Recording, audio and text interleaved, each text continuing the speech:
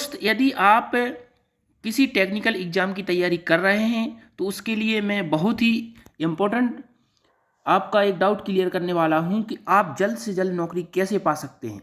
इसके लिए आपको सबसे पहले जो नंबर 1 पे मैंने लिखा हुआ है थ्योरी, सबसे पहले आपको थ्योरी पे अपना पकड़ बनाना पड़ेगी। और दूसरा एक सब्जेक्ट होता है वर्कशॉप एंड कैलकुलेशन, आपको वर्कशॉप एंड कैलकुलेशन की पढ़ाई भी करना पड़ेगी। तो इन दो पढ़ाई को करने के लिए आप हमारे चैनल फिटर फाइटर को सब्सक्राइब कीजिए ताकि मैं आपको थ्योरी एवं वर्कशॉप कैलकुलेशन के वीडियो आपके पास आ सकें और आप उसकी पढ़ाई कर सकें। इसलिए हमारे चैनल को फटाफट सब्सक्राइब कीजिए और हम क्वेश्चन स्टार्ट करते हैं। आज का जो वीडियो है वो थ्योरी का है, तो हम थ्योरी के क्वेश्चन आज करेंगे। हमारा जो पहला क्वेश्चन है, निम्न में मार्किंग ब्लॉक का दूसरा नाम है।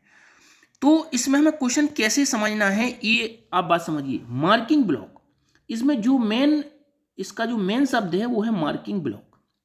दूसरा नाम है, इससे कोई हमें मतलब नहीं है। निम्न में हमें इससे कोई मतलब नहीं है। मेन हमारा जो क्वेश्चन है वो है मार्किंग ब्लॉक से। यानी मार्किंग ब्लॉक का मतलब है जो मार्किंग करता है। तो अपने फिटर थ्योरी में थोड़ा दिमाग चलाइए। मार्किंग करने के लिए हमारे पास एक सरफेस गेज होता है। जो सरफेस गेज में बेंट स्क्राइबर होता है वो ये मार्किंग का काम करता है। तो इसे हम स्क्राइबिंग ब्लॉक और सरफेस गेज के नाम से जानते हैं, मार्किंग ब्लॉक। यानी या हम ये कह सकते हैं कि जो हमारा सरफेस गेज होता है, ये 3rd नंबर पे लिखा हुआ है, इसे हम मार्किंग ब्लॉक और स्क्राइबिंग ब्लॉक कहते हैं। कैसे कहते हैं मार्किंग ब्लॉक स्क्राइबिंग ब्लॉक, मैं बता देता हूँ। इसमें एक इस तरीके का पिलर होता है और नीचे बेस होता है। ये बेस चौकोर होता है कास्ट आयरन का, इसमें स्क्राइबर लगा रहता है। ये स्क्राइबर जो मार्किंग का कार्य करता है। तो ये जब मार्किंग का कार्य करता है ये स्क्राइबर, इसमें नीचे एक चौकोर पीस लगा हुआ है कास्ट आयरन का, इसे हम ब्लॉक कहते हैं। ये जो सॉलिड पीस होता है इसके नीचे भी ग्रुप रहता है इस टाइप का, लेकिन ये चौकोर होता है इसलिए इसे हम ब्लॉक बोलते हैं। तो ये अभी मार्किंग करवाता है तो ये मार्किंग नीचे ब्लॉक है तो मार्किंग ब्लॉक, और जब स्क्राइबर लगा हुआ है तो स्क्राइबिंग ब्लॉक। तो दोस्त इसमें हमारा जो मार्किंग ब्लॉक का नाम पूछा था सरफेस गेज, इसका 3rd आंसर राइट आंसर समझेंगे, वो भी हम मार्किंग से समझेंगे। नेक्स्ट क्वेश्चन, सरफेस गेज की किस शुद्धता पर कार्य कर सकता है। अब इसमें इस क्वेश्चन में मेन मास्टर वर्ड देखिए। मास्टर वर्ड क्या है? मास्टर वर्ड हमारा ये है कि सरफेस गेज जो होता है ये, इसकी हमें एक्यूरेसी बतानी है। एक्यूरेसी की शुद्धता क्या होती है?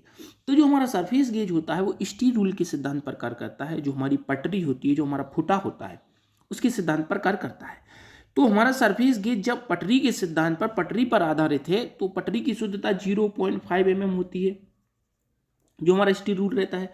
तो इसकी शुद्धता भी 4th आंसर हो जाएगा 0.5 mm या 0.5 मिलीमीटर, क्योंकि mm का मतलब मिलीमीटर होता है। इंग्लिश वाले भी कर सकते हैं question, which accuracy of surface gauge in work any job. यानी किसी जॉब में आप कार्य कर रहे हैं तो सरफेस गेज की शुद्धता क्या होगी? तो वो स्टील रूल के बराबर ही होगी, क्योंकि इसमें कोई ऐसा माइक्रोमीटर और वर्नियर कैलीपर की तरह ऐसा कोई सिस्टम नहीं होता है।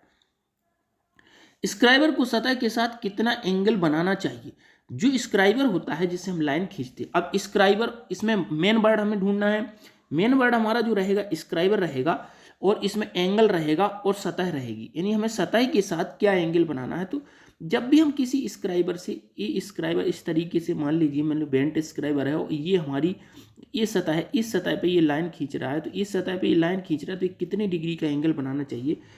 तो इसमें हम ज़्यादा एंगल नहीं बनाएंगे। यदि आप दोस्त ऐसे इस तरीके से देखिए, इस तरीके से अगर हम ज़्यादा एंगल बना देंगे तो ये खिसकेगा नहीं। अर्थात ये जब हम सतह पे इसको खिसकाएंगे इस तरीके से, तो स्क्राइबर की नोक जो है खिसकेगी नहीं, वो जॉब पे गड्ढा बना सकती है। तो गड्ढा बनाने में आपको ये एंगल थोड़ा कम करना पड़ेगा। अगर गड्ढा बनाना है तो एंगल ज़्यादा करना पड़ेगा, एकदम खड़ा स्क्राइबर हो जाएगा। तो आपको ये एंगल को खिसकाने के लिए जिस तरीके से आप पेंसिल को खिसकाते हैं, पेंसिल से कोई लाइन खींचते हैं, तो लगभग 30 से 35 डिग्री का एंगल बनाते हैं, क्योंकि ताकि हमारा स्क्राइबर जो है खिसक जाए और अंदर एकदम गड़े ना जॉब में। तो इसके लिए जो हमारा राइट आंसर होना चाहिए वो 2nd आंसर राइट आंसर होगा कि 30 से 35 डिग्री के कोण पर हम स्क्राइबर से सतह पर लाइन खींचते हैं। नेक्स्ट क्वेश्चन, अनियमित आकार की जॉब में मार्किंग की कौन सी विधि प्रयोग की जाती है? तो ये हमारा कोई भी जॉब है जो अनियमित है, तो अनियमित यानी अनियमित का मतलब कई लोग नहीं समझ पाते हैं, तो इसमें मेन हमें सबसे पहले समझना पड़ेगा कि अनियमित क्या होता है। अनियमित का मतलब मैं आपको बता देता हूँ। जैसे इस तरीके से कोई रेडियस में इधर है और इधर जाके ऐसे गया और ऐसे जाके कोई जॉब हमारा इस तरीके से कोई हमारा जॉब है, और इसमें बीच में 1-2 होल है, एक जी होल इधर है और एक होल इधर है, मान लीजिए 2 होल है। अब इसमें हमें कोई भी बीच में कोई लाइन खींचना है तो हम कैसे लाइन खींचेंगे, पटरी को कैसे लगाएंगे, क्योंकि ये रेडियस इधर से पटरी लगेगी नहीं और इधर भी रेडियस इधर से पटरी नहीं लगेगी। तो हम क्या करेंगे, हम ये जो सेंटर है बीच में होल है इसको बेस मान लेंगे सेंटर को। इस सेंटर को बेस मान करके जैसे मान लीजिए हमें 10 mm पे लाइन लगाना है तो हम इधर सेंटर से 10 mm पे एक पॉइंट रखेंगे और इधर से इस सेंटर से 10 mm पे एक पॉइंट रखेंगे और इधर पे एक लाइन खींच देंगे। और इस सेंटर से भी हम इस सेंटर को भी बेस मानकर लाइन खींच सकते हैं, इस तरफ ऐसे ऐसे लाइन खींच सकते हैं। तो जो भी हम लाइनें खींचेंगे वो डेटम लाइन को बेस मानकर नहीं खींचेंगे, वो लाइनें जो भी खींचेंगी वो हम जॉब के सेंटर में किसी फिक्स पॉइंट को बेस मान करके लाइनें खींचेंगे। यानी हमने किसको बेस माना, जॉब के सेंटर को। तो अनियमित आकार की जॉब के लिए कौन सी लाइन विधि का उपयोग करते हैं, सेंटर लाइन विधि का उपयोग करते हैं। हम किसी भी जॉब के बीच में या सेंटर में, बिल्कुल सेंटर में जरूरत नहीं है, सेंटर में यानी कि किसी भी जॉब के बीच में या कोई जॉब के बीच के थोड़ा बगल में या बीच के थोड़ा इधर, कुल मिलाकर के हम जॉब के किनारों को आधार नहीं मानेंगे, हम जॉब के बीच में किसी होल को या किसी लाइन को आधार मानेंगे, इसलिए उस विधि को हम सेंटर लाइन विधि कहते हैं और ये अनियमित आकार की जॉबों के लिए प्रयोग की जाती है। नेक्स्ट क्वेश्चन, चीजल में जो हाई कार्बन स्टील होता है, अब देख लीजिए इसमें एक आंसर छुपा हुआ है कि चीजल में जो हाई कार्बन स्टील होता है, ये हमारा चीजल है और चीजल काहे का बना होता है, चीजल बना होता है हाई कार्बन स्टील का। तो चीजल में जो हाई कार्बन स्टील होता है, ये हाई कार्बन स्टील है, तो उसमें कार्बन का परसेंटेज कितना होता है जिससे हम चीजल बनाते हैं। तो एक क्वेश्चन आपको पहले का ध्यान रखना पड़ेगा कि जब हम स्टील में कार्बन की मात्रा बढ़ा देते हैं तो उसमें ब्रिटलनेस बढ़ जाती है, अर्थात ज़्यादा कार्बन की मात्रा उसमें नहीं होना चाहिए। तो जो हमारा हाई कार्बन स्टील होता है उसमें कार्बन की पूरी जो रेंज होती है वो 0.75 से 1.5% होती है, लेकिन हमें 1.5 तक इसमें नहीं ले जाना है। हमारा सेकेंड आंसर राइट आंसर होगा 0.75 से 0.85। जितने भी हमारे टूल बने होते हैं वो 1.5% कार्बन के नहीं होते हैं, वो 0.75 से 0.85 0.9 लगभग इतनी ही कार्बन की मात्रा उसमें होनी चाहिए। इतनी क्यों होनी चाहिए, इतनी होने से हमारी जो धातु होती है हाई कार्बन स्टील वो हार्ड रहती है और टूटती भी नहीं है। नेक्स्ट क्वेश्चन, चीजल का कटाई एज आयताकार होता है। हमें ये बताना है कि ऐसी कौन सी चीजल है, चीजल का कटिंग एज मतलब काटने वाला हिस्सा क्या होता है, आयताकार होता है। Rectangular cutting edge in which chisel, यानी किस चीजल का जो कटिंग एज होता है वो कैसा होना चाहिए, रेक्टेंगुलर या आयताकार होना चाहिए। तो मैं अभी इस चीजल को बता देता हूँ। फर्स्ट चीजल में देखिए डायमंड पॉइंट, तो डायमंड पॉइंट चीजल का कटिंग एज जो होता है वो आयताकार नहीं होता, इस तरीके का रहता है जिस तरीके मैंने बनाया। वेब चीजल का मुंह आयताकार होता है, बिल्कुल सही बात है, क्योंकि जब इसमें किसी जॉब में चेन ड्रिलिंग की जाती है, इस तरीके से हम चेन ड्रिलिंग करते हैं कि बीच से कोई होल करना हो तो इस तरीके से लाइन से जो ड्रिलिंग की जाती है इसे हम चेन ड्रिलिंग कहते हैं। तो चेन ड्रिलिंग करने के बाद इन होल को एक दूसरे से हमें मैच कराना पड़ता है, ऐसे मैच कराना पड़ता है। तो इसमें हम काउ माउथ या इसमें हम वेब चीजल का उपयोग करते हैं ये इस तरीके से।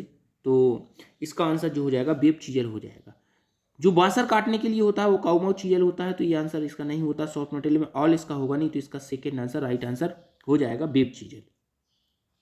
चेन ड्रिलिंग के बाद कौन सी चीजल अनावश्यक धातु को हटाती, तो अभी मैंने 6 नंबर क्वेश्चन में बताया है कि चेन ड्रिलिंग जब हम कर लेते हैं तो चेन ड्रिलिंग में ड्रिलिंग तो हो जाता है, लेकिन हमें एक होल से दूसरे होल को मैच कराना पड़ता है। मान लीजिए चेन ड्रिलिंग में ये होल किया हमने, ये जिस आकृति में हमें उस किसी जॉब के बीच में होल करना है उसी आकृति में हम चेन ड्रिलिंग करेंगे। तो चेन ड्रिलिंग हमने कर ली, लेकिन चेन ड्रिलिंग करने के बाद हमें इन होलों को मैच कराना पड़ता है। तो ऐसे मैच कराया जाता है जिस तरीके से मैंने डिजाइन बनाया है।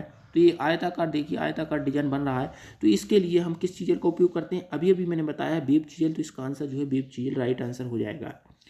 निम्न विकल्प में टूल का कौन सा भाग कॉन्वेक्स नहीं है।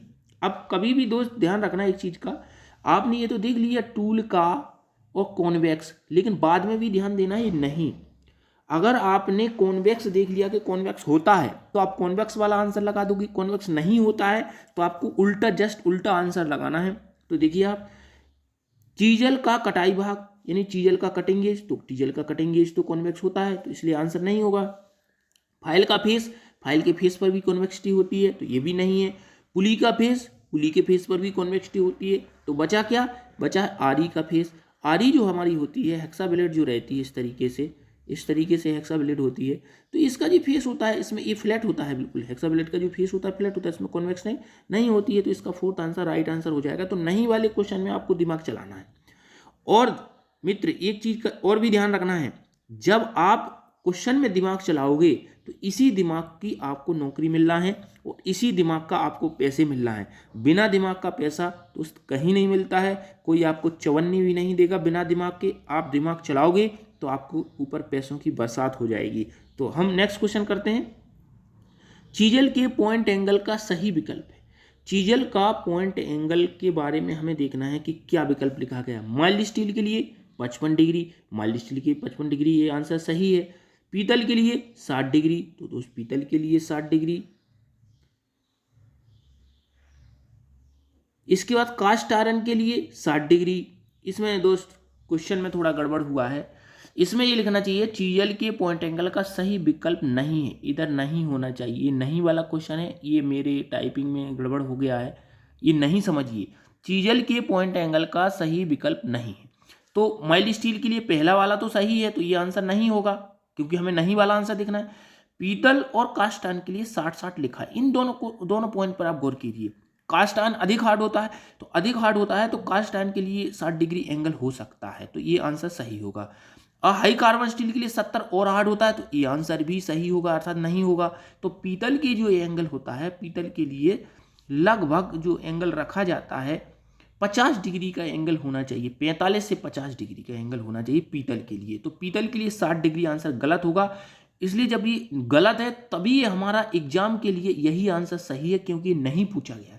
पीतल के लिए कभी भी 60 डिग्री एंगल नहीं होगा, 45 से 50 डिग्री आंसर होगा। यदि 45 डिग्री है तो राइट आंसर होगा, और 45 यदि नहीं है तो आप 50 डिग्री भी लगा सकते हैं, तो 45 डिग्री राइट आंसर होगा। तो हमें नहीं वाला क्वेश्चन बताना था, इसलिए जो गलत है वही हमारा आंसर होगा, तो इसलिए सेकंड आंसर राइट आंसर होगा। चीजल की बॉटम सतह, ये क्वेश्चन प्रैक्टिकल क्वेश्चन है, आपको थोड़ा चित्र से समझना पड़ेगा, क्योंकि एग्जाम में प्रैक्टिकल क्वेश्चन आते हैं तो कई बच्चे छोड़ देते हैं। तो मैं ये बनाता हूँ ये क्वेश्चन। देखो इस तरीके से हमारी चीजल है वो कटिंग कर रही है, ये हमने बॉटम सतह बनाई, ये टॉप सतह बनाई, ये चीजल है, ये चीजल कटिंग कर रही है। चीजल की बॉटम सतह, अब बॉटम सतह में मैं टिक लगाता हूँ, ये जो बॉटम सतह है चीजल की बॉटम सतह नीचे वाली, जिसको मैंने डार्क किया, और जॉब की सतह, ये जॉब की सतह है। तो इसके बीच में कौन सा एंगल बनता है, तो इसके बीच में जो हमारे रगड़ को बचाता है, तो नीचे वाला जो एंगल होता है उसे क्लीयरेंस एंगल कहते हैं। तो इसका थर्ड आंसर राइट आंसर होगा। और अगर कहा जाए कि चीजल की टॉप सतह और वर्टिकल सतह के बीच, ये ऊपर वाला, तो ये रेक एंगल हो जाएगा। और कहा जाए कि चीजल की दोनों कटिंग एजों के बीच, ये कटिंग एज हैं दोनों, इनके बीच में जो एंगल बनता है उसे हम पॉइंट एंगल या कटिंग एंगल कहते हैं। तो इसका आंसर क्लीयरेंस एंगल होगा। दोस्त हमारा चैनल जो है कभी भी किसी भी एग्जाम के लिए हमेशा तैयारी करवाता है, और आप सपने सोचिए, सपने सोचोगे तभी सफल होगे, क्योंकि सपने सोचने की कोई फीस नहीं है, क्योंकि कभी सपने भी सच होते हैं। मेहनत कीजिए, पढ़िए, और हमारे पूरे वीडियो को ध्यान से देखिए, तभी आपको बहुत सारे अनेक टाइप के क्वेश्चन मिल जाएंगे जो हमेशा एग्जाम में आते हैं।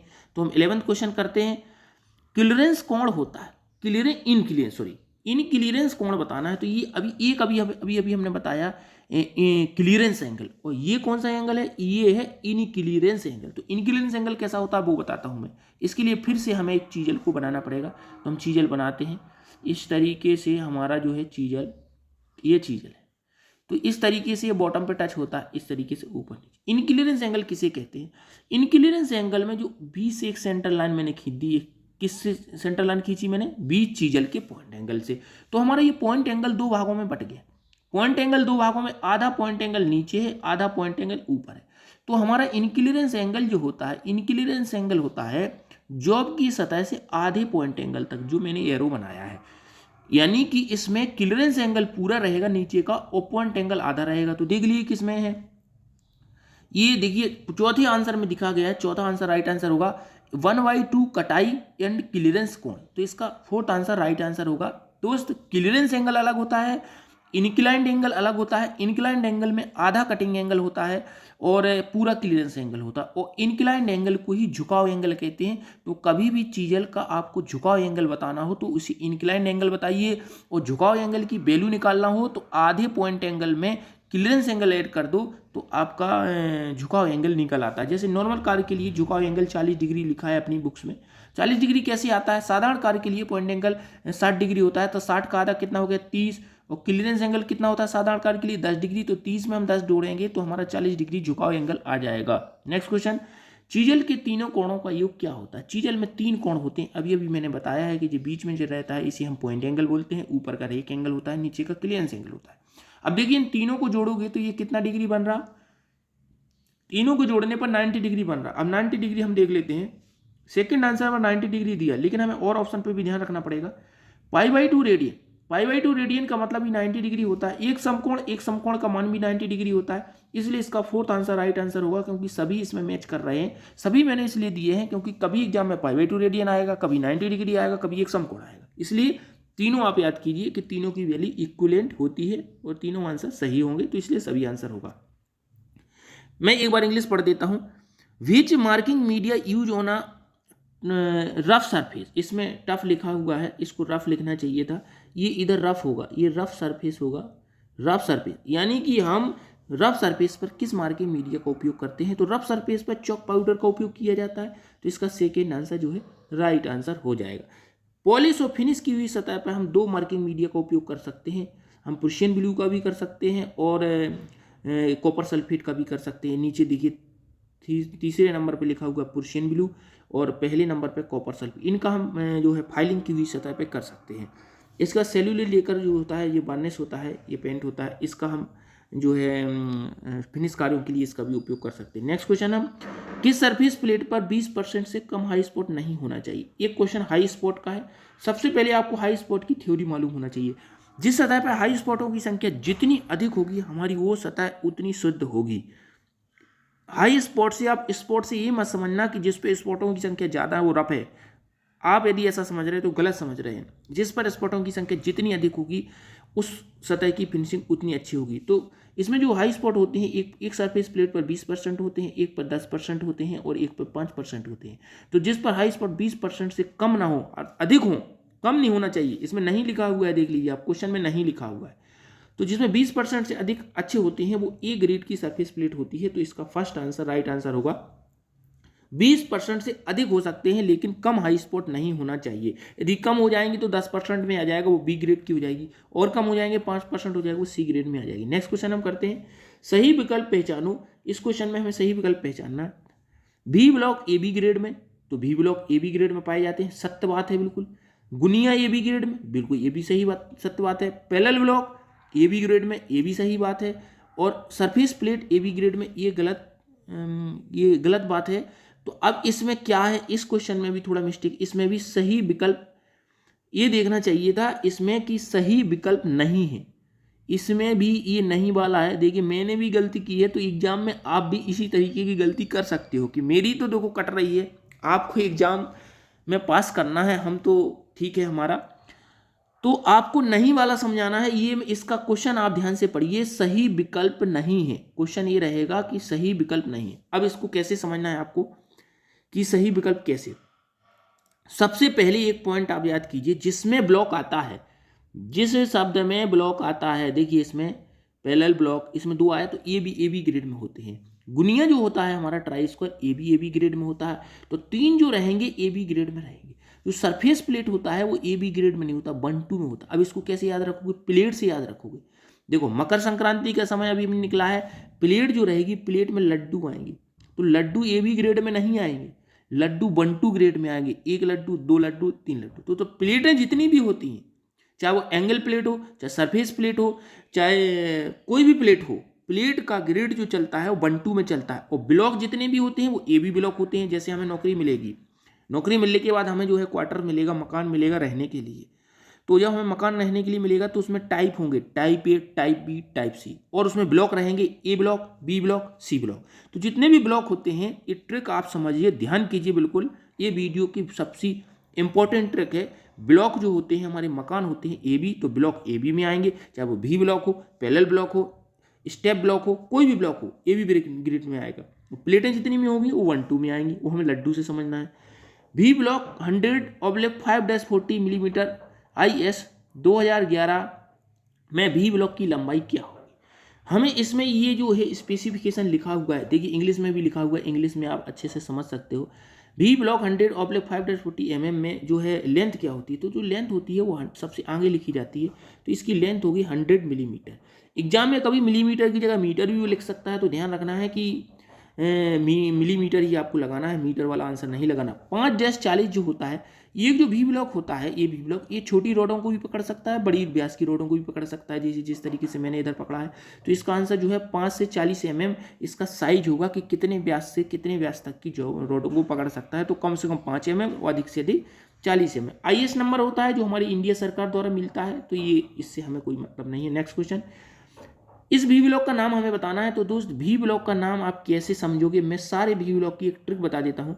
जो ऊपर वाला जो होता है, ऊपर वाला जो ये इस शेप में बना हुआ है, देखिए इसमें एक तिरछा, इसे हम लेवल कहते हैं, और साइड वाले को हम ग्रुप कहते हैं। लेकिन ग्रुप, ये दो ग्रुप है तो इसको मैं डबल नहीं बोलना है, इन दोनों ग्रुप का एक ही काम है। अभी दोनों तरफ ग्रुप भले ही है लेकिन उनका एक ही काम है, तो इसको सिंगल ग्रुप बोलेंगे। ऊपर एक लेवल है तो इसका आंसर होगा सिंगल लेवल सिंगल ग्रुप। देखिए कहाँ लिखा हुआ है सिंगल लेवल सिंगल ग्रुप, तो इसका फर्स्ट आंसर राइट आंसर होगा। लेकिन आपको एक क्वेश्चन में और बना के बता देता हूँ। जैसे मान लीजिए ऊपर एक ग्रुप है, साइड में दो हैं स्लॉट, दो स्लॉट हैं दोनों तरफ, और नीचे भी एक ग्रुप है। तो देखिए इसमें लेवल कितने होगा, एक लेवल ऊपर होगा एक लेवल नीचे होगा, तो डबल लेवल, तो इसका आंसर होगा डबल लेवल।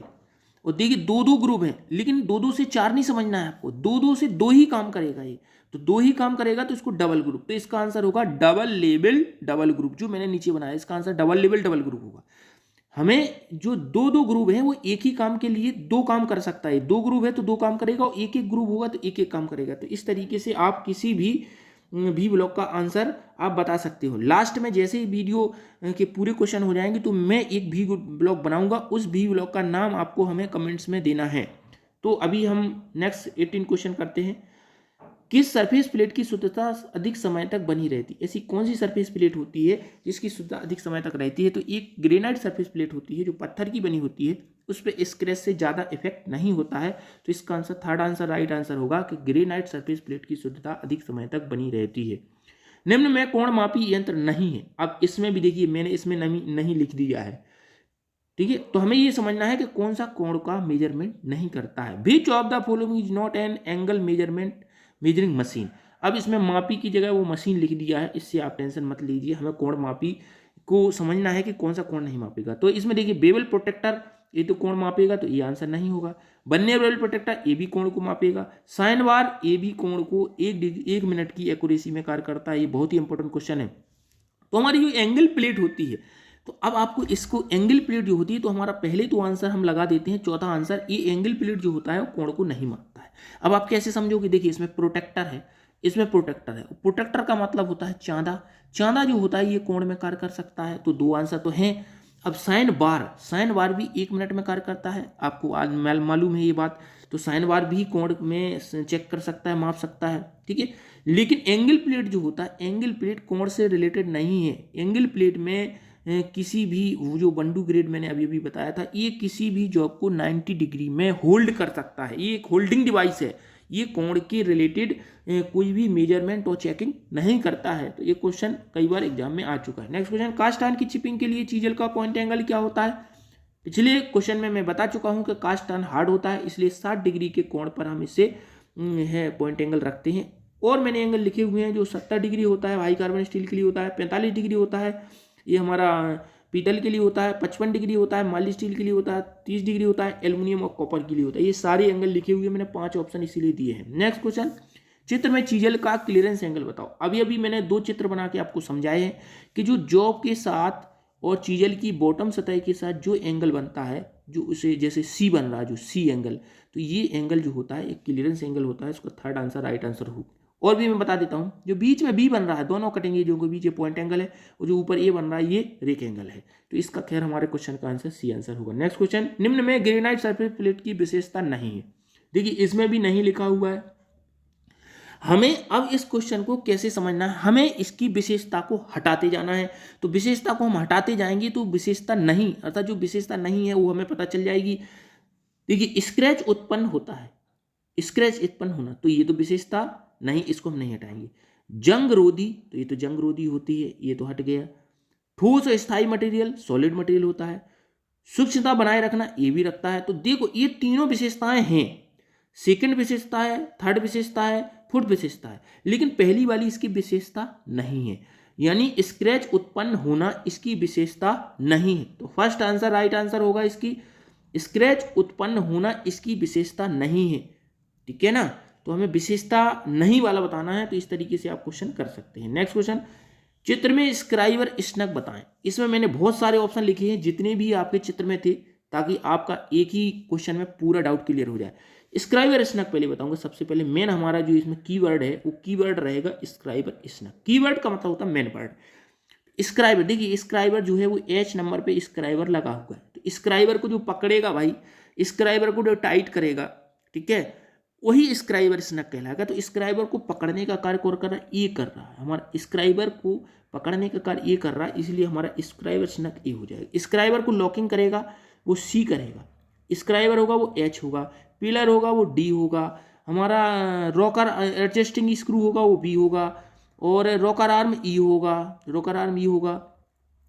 इसके बाद गाइड पिन है, सॉरी गाइड पिन है ई होंगी, और रॉकर आर्म एफ होगा रॉकर आर्म, और हमारा बेस होगा वो जी होगा। तो ये सारे पॉइंट आप समझ सकते हो एक एक करके। नेक्स्ट क्वेश्चन, ये ग्रुप बनाने में किस फाइल का उपयोग करें। ये मैंने ये के जो प्रैक्टिकल होता है हमारा फीडर का, ये प्रैक्टिकल का एक क्वेश्चन दिया है, इसमें ये ग्रुप हमें काटना है। तो देखिए ये ग्रुप तो थोड़ा बहुत सारा एकदम बिल्कुल पतला सा दिख रहा है, एकदम बिल्कुल कम एंगल में है, आपको दिखाई दे रहा होगा। तो इसके लिए हम किस फाइल का उपयोग करेंगे, तो हम इसके लिए नाइफ एज फाइल का उपयोग करेंगे, क्योंकि नाइफ एज फाइल जो होती है वो 10 डिग्री के टेपर एंगल में बनी होती है। इसके बाद और भी इसमें ग्रुप बने हुए आप समझ जाओगे। जैसे एक मैं बता देता हूँ, जैसे बी है, ये स्क्वायर फाइल का यूज होगा, जो बी रहेगा। देखिए इसमें जो बी होगा स्क्वायर फाइल होगा, इसमें जी आएगा, इसमें हाफ राउंड फाइल आएगा, इसमें डी होगा, सी होगा, वही राउंड फाइल आएगा, और ये ट्रायंगुलर फाइल आएगा। तो इस तरीके से आप क्वेश्चन समझ सकते हैं। बी ग्रेड के बी ब्लॉक का मटेरियल क्या होता है, तो देखिए अभी हमने बताया था कि जो ब्लॉक होता है, ये हमारे ब्लॉक होते हैं मकान के, ये ब्लॉक ए बी ग्रेड में पाए जाते हैं। तो हमारे बी ब्लॉक 2 ग्रेड के होते हैं, ए ग्रेड बी ग्रेड का होता है। तो ए ग्रेड का अच्छी क्वालिटी का स्टील का होता है, और बी ग्रेड का होता है वो कास्ट आयरन का होता है। तो इसका जो है थर्ड आंसर राइट आंसर होगा कास्ट आयरन। कास्ट स्टील धोखे से मत लगा देना, इसका आंसर कास्ट आयरन होगा। यूनिवर्सल सरफेस गेज में डेटम सतह के सहारे समांतर लाइनें खींचने के लिए किसका प्रयोग करते हैं। तो अभी मैंने एक सरफेस गेज का एक चित्र पूरा बनाया, उसमें मैंने गाइड पेनें बताई थी जो ई नंबर पे दी गई थी। तो जो हमारी गाइड पेनें होती हैं वो बेस के सहारे समांतर लाइनें खींचती हैं। तो इसमें गाइड पेन दी गई कहीं थर्ड नंबर पर गाइड पेन दिया है, तो इसका आंसर जो है थर्ड आंसर राइट आंसर हो जाएगा, बेस के सहारे समांतर लाइनें खींचना। मैं पुराने वीडियो में इसका चित्र बता चुका हूं, तो आप चाहो तो हमारा पुराना वीडियो देखने के लिए इस वीडियो के डिस्क्रिप्शन बॉक्स में जा करके क्लिक करके देर ना करें और हमारे पुराने वीडियो देखें, उसमें बहुत अच्छे क्वेश्चन हमने बताए हैं। नेक्स्ट क्वेश्चन, चीजल की धातु क्या होती है। तो चीजल की धातु आपको मालूम होगी, ऐसा नहीं हो सकता है। हाई कार्बन स्टील, तो कहीं लिखा गया है चीजल जो होता है ये हमारा चीजल हाई कार्बन स्टील का बना होता है, क्योंकि इसमें ज़्यादा हमें जल्दी में काम नहीं करना है, इसलिए हाई स्पीड स्टील नहीं होगा। तो इसका आंसर जो होगा वो हाई कार्बन स्टील होगा। डायमंड पॉइंट छेनी के बारे में सही कथन है, हमें डायमंड पॉइंट छेनी के बारे में सही कथन बताना है। तो मटेरियल डायमंड होता है क्या, तो दोस्त गलत है, ये डायमंड पॉइंट डायमंड आकार में होता है। तो ये राइट आंसर हो जाएगा इसका। डायमंड की तरह हार्ड होता है, गलत होता है, सभी होगा नहीं। अब देखिए इसमें डायमंड पॉइंट छेनी को आप कई लोग क्या है डायमंड को देख के इसका मटेरियल डायमंड लगा देंगे, इसका आंसर जो है फर्स्ट लगा सकते हैं वो। देखिए इसमें लेकिन डायमंड मटेरियल डायमंड पॉइंट बोला है, तो डायमंड पॉइंट से मतलब इसका आकार जो है, इसके पॉइंट का जो आकार है वो डायमंड शेप में होता है, इससे कॉर्नर वगैरह साफ करते हैं। इसका सेकंड आंसर राइट आंसर होगा। नेक्स्ट क्वेश्चन, छेनी का कटिंग गेज कॉन्वेक्स क्यों होता है। छेनी जो होती है आगे से उसका कटिंग एज जो होता है इस तरीके से थोड़ा सा उत्तल शेप में बना होता है। इसके बने होने से हमारी चीजल जो होती है वो किनारे से गड्ढा नहीं बनाती है, और ये हमारी जो है स्लॉट में पकड़ करके चलती है, अर्थात उछलती नहीं है। अगर हम इसको एकदम ऐसे बना देंगे एकदम बिल्कुल स्ट्रेट, तो उछलेगी, तो इससे हमारा क्या होगा, चीजल हमारे हाथ से निकल सकती है। तो धार तेज बने, ये गलत आंसर है। धार ब्लंट ना हो, ये भी गलत है। कटाई एज ग्रिप ना हो, ये भी गलत है। तो इसका फोर्थ आंसर राइट आंसर हो रहा है कटिंग एज कट को ग्रिप करे। ये क्या करती है, ये हमारे जिसमें हम चिपिंग करते हैं तो उसको ग्रिप करते हुए पकड़ते हुए चलती है और उछलती नहीं है। तो इसका राइट आंसर हो जाएगा। इसके बाद ढलाई या फोर्जिंग की गई सतह पर किस मार्किंग मीडिया का प्रयोग करते हैं। हम कभी भी ढलाई करते हैं या फोर्जिंग करते हैं तो उसके लिए एक मार्किंग मीडिया का उपयोग करना होता है। तो जो हमारा मार्किंग मीडिया रहता है, तो ढलाई वाली सतह इतनी शुद्ध नहीं होती है, या फोर्जिंग की गई सतह इतनी शुद्ध नहीं होती है कि एकदम बिल्कुल फ्लैट हो। तो इसके लिए हम ब्लैक बोर्ड चौक जो होता है, साधारण ब्लैक बोर्ड चौक या खड़िया जो होता है, या जो हमारी सफ़ेद रंग की जो चौक होती है, उसका हम उपयोग करते हैं। हमने दोस्त जब हम वीडियो समझा रहे तो एक बात हमने बताई थी कि हम एक भी ब्लॉग बनाएंगे, उसका नाम आपको बताना है। यदि आप वाकई ईमानदारी से तैयारी कर रहे हैं और आप अपनी समस्या को समझ रहे हैं कि हमें नौकरी लगाना है, तो आप हमारे इस क्वेश्चन का आंसर कमेंट करके जरूर दे दिए। और आपने यदि पूरा वीडियो देखा है तो इस तरीके से कोई भी ब्लॉग है, ये भी ब्लॉग बना हुआ है इस तरीके से, तो इस भी ब्लॉग का हमें नाम बताना है, ये कौन सा भी ब्लॉग है। आप कमेंट करिए और हमारे वीडियो को देखते रहिए। और यदि आपको हमारे वीडियो अच्छे लगें तो हमारे चैनल फिटर फाइटर को सब्सक्राइब करना ना भूलें, और लाइक भी करें, शेयर भी करें, और बेल आइकन जरूर दबाएं। Okay, bye bye.